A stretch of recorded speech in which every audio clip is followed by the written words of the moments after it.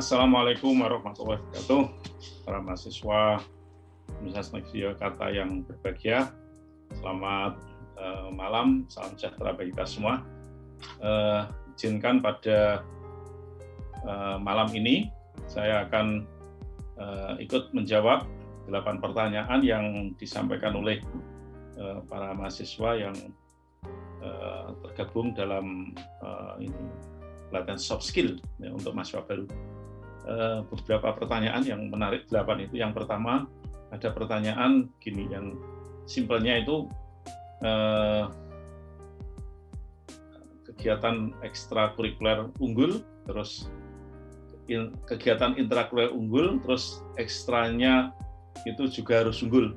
Saya jawab ya, apalagi ini ada kebijakan Merdeka Belajar Kampus Merdeka, ini kan mencoba untuk mengintegrasikan kurikuler dengan ekstrakurikuler. Contoh saja yang sejak tahun 2020 itu digulirkan kebijakan itu seperti ini. Ada kegiatan intrakurikuler itu, kurikulernya adalah kampus mengajar. Nah, ekstrakurikulernya apa? Nah, kampus mengajar itu kan mungkin mahasiswa diminta untuk melakukan kegiatan belajar di kelas dan seterusnya. Nah, ekstrakurikulernya yaitu ada kegiatan pramuka, olahraga untuk pembinaan anak-anak. Misalnya, saya sangat setuju, sepakat dua kegiatan ini menyatu sehingga mahasiswa ini mendapatkan ilmu, pengetahuan, keterampilan yang integral, ya, seperti itu. Ini yang semakin ke depan kurikuler sama ekstrakurikuler menjadi satu. Tapi apakah ini juga ada kaitannya dengan ini? Di beberapa perguruan tinggi, khususnya yang perguruan tinggi PTNBH itu kan bidang akademik dan kemahasiswaan itu menjadi satu, gitu. Saya kemarin memberi materi di UNS, di FKIP itu, wakil dekannya itu ya akademik, kerjasama, dan kemahasiswaan. Terus di UGM itu sudah jelas, itu akademik dan kemahasiswaan. Nah ini maunya sama. Dan saya sepakat sejak kemarin itu kan, di akhir jabatan saya sebagai wakil rektor, itu kan ingin menyatukan, mengintegrasikan antara kegiatan kurikuler dengan ekstrakurikuler. Ini jawaban pertanyaan pertama. Lalu yang kedua, ini tentang Kopma, yaitu Koperasi Mahasiswa. Ini kan menurut saya ini sangat-sangat memiliki nilai tambah positif, ya. Kenapa? Karena Kopma itu akan menjadi ajang untuk memperluas wawasan, pengetahuan, dan juga ini praktek, ya, empirik itu, ya, tentang bagaimana kita semua para mahasiswa itu menjalankan usaha di bidang, contoh ini jual beli, terus ya yang lain dan seterusnya. Dan Kopmanya UNY itu ini sudah memiliki istilahnya trademark, ya, nilai tersendiri. Dan bahkan teman saya dulu itu yang bareng-bareng bareng-bareng untuk mengembangkan atau mendirikan Kopma UNJ, ya, saat itu IKIP Jogja, sekarang sudah jadi deputi di Kementerian Koperasi. Terus yang dulu itu yang mengawal dan seterusnya ini Pak Sakdun Akbar itu juga sudah menjadi profesor di UM. Ini artinya apa? Bahwa pengalaman yang diperoleh dari Kopma itu, yang dianggap itu soft skill, itu yang bisa menjadi semangat untuk bisa meraih sukses hidupnya pada saat ini. Sampai monggo para mahasiswa yang memiliki kesempatan waktu untuk ada di Kopma, ini menjadi ajang yang baik. Lalu yang ketiga tentang batas semester berapa mahasiswa aktif dalam ini UKM dan seterusnya. Lah idealnya itu menurut saya itu ya di semester 5-6 itulah sudah selesai, dan di semester 7-8 ini pekerjaan Anda menyelesaikan studi itu diberi porsi di situ. Sehingga saya tidak setuju kalau aktivis mahasiswa itu terus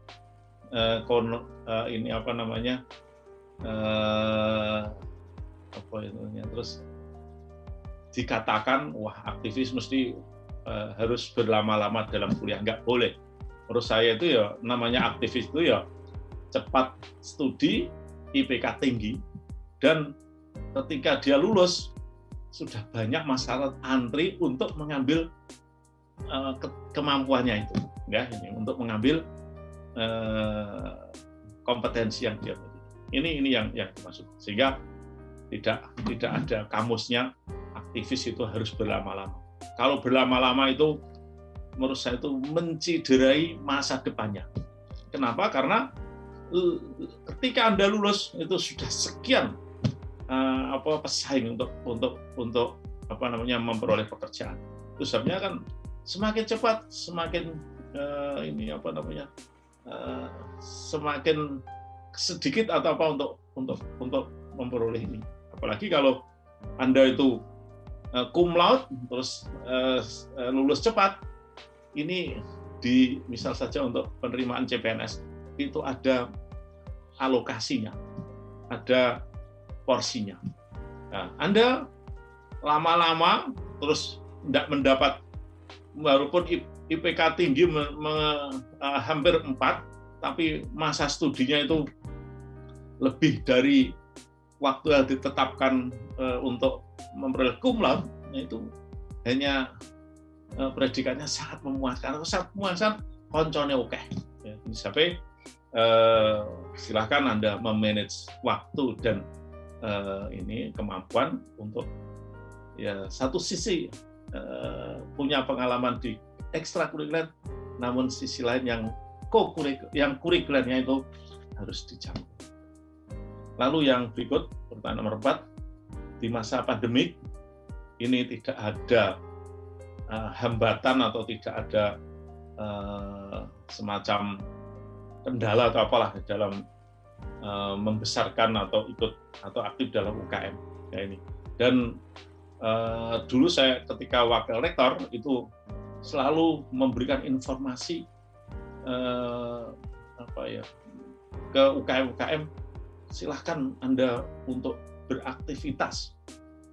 Aktivitas itu kan tentu mesti harus mengikuti ketentuan yang berlaku, contohnya mengikuti protokol pencegahan COVID.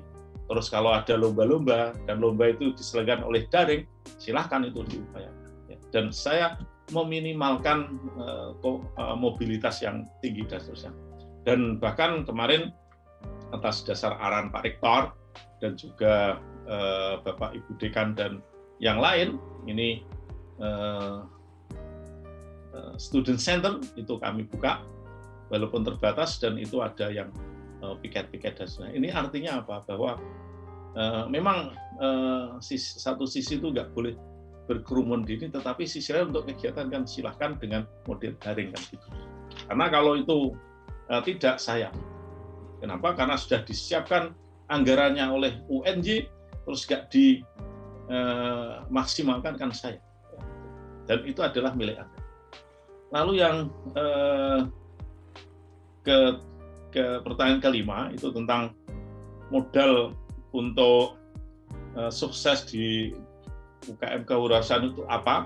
Nah ini menurut saya itu ya modalnya itu ya semangat, lalu yang kedua itu kesungguhan, ketekunan, lalu yang berikutnya itu mampu memanage waktu dan peluang, dan yang nggak kalah penting adalah Anda harus punya jiwa kreatif inovatif.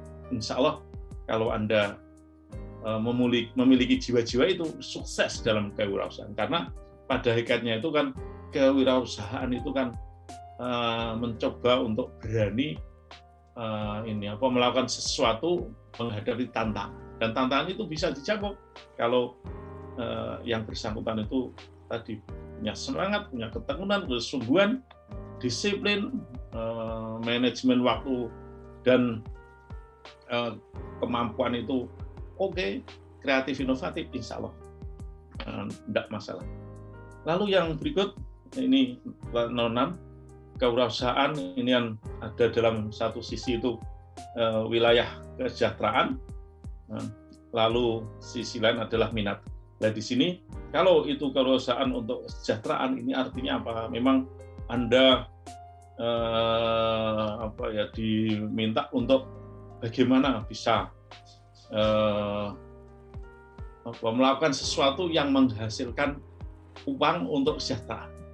Tetapi kalau yang terkait dengan minat bakat, nah disinilah yang bareng-bareng dikembangkan oleh Pak WR Akademik, yaitu ada mata kuliah kewirausahaan, dan Anda dibekali berbagai keterampilan, berbagai teori dan seterusnya. Nah, ketemunya nanti teori-teori itu akan menjadi lebih oke kalau itu terus diimplementasikan. Misalnya yang tadi saya katakan bidang akademik, bidang kemahasiswaan menyatu, itu insya Allah akan menjadikan mahasiswa unggul ya, dalam dan sukses di masa depan. Lalu yang pertanyaan ke-7, apakah untuk ikut MTQ dan seterusnya itu harus sebagai warga atau sebagai anggota UKI? Saya kira tidak harus itu menjadi syarat. Silakan, karena Anda mungkin memiliki bakat, minat, dan ada binaan dari lembaga lain yang tidak di KKI, itu nggak masalah. Tetapi akan lebih baik lagi kalau ikut UKI, ya, KKI. Kenapa demikian? Karena insya Allah di dalam unit itu, unit kemahasiswaan itu kan banyak mentor, banyak senior-senior yang berbagi pengetahuan-pengalaman gimana sukses untuk MTQ dan seterusnya. Ya, ini harus dibuat. Sampai silahkan Anda berpartisipasi aktif, ikut lomba-lomba MTQ dan seterusnya, untuk paling tidak potensi Anda berkembang, lalu juga ikut mengharumkan nama UNY, saya kira gitu. Ya, ini. Lalu yang ke-8, ini tentang kegiatan Resboal yang itu juga bagian UKM kewirausahaan. Ini bagaimana untuk bisa sukses lah. Saya kira para mahasiswa ini perlu untuk mempelajari, untuk mencoba dan juga mengubah strategi dan seterusnya sesuai dengan kebutuhan atau tuntutan era sekarang. Contoh saja, kalau dulu sebelum ada pandemi COVID, ya, pandemi COVID-19, dalam hal pemasaran mungkin dengan pola manual. Nah sekarang dengan pandemik itu kan boleh jadi itu pola pemasarannya menyesuaikan dengan kebutuhan yang sekarang ini, mungkin dengan berbasis daring, mungkin dengan model yang lain dan seterusnya. Dan saya kira namanya orang usaha itu, terutama marketingnya itu kan perlu strategi-strategi yang sesuai dengan kemajuan teknologi, perkembangan ilmu, dan kebutuhan dari masyarakat yang yang itu merupakan konsumennya dan seterusnya. Saya kira itu beberapa jawaban dari saya terhadap 8 pertanyaan yang disampaikan oleh mahasiswa yang pada saat ini sedang mengikuti pelatihan soft skill. Ya. Saya kira ini yang bisa saya sampaikan. Mohon maaf jika ada yang kurang benar, dan juga kalau masih ada yang belum mantap dasarnya, bisa menghubungi saya melalui pihak kemahasiswaan. Saya sudah sekian. Selamat malam. Assalamualaikum warahmatullahi wabarakatuh.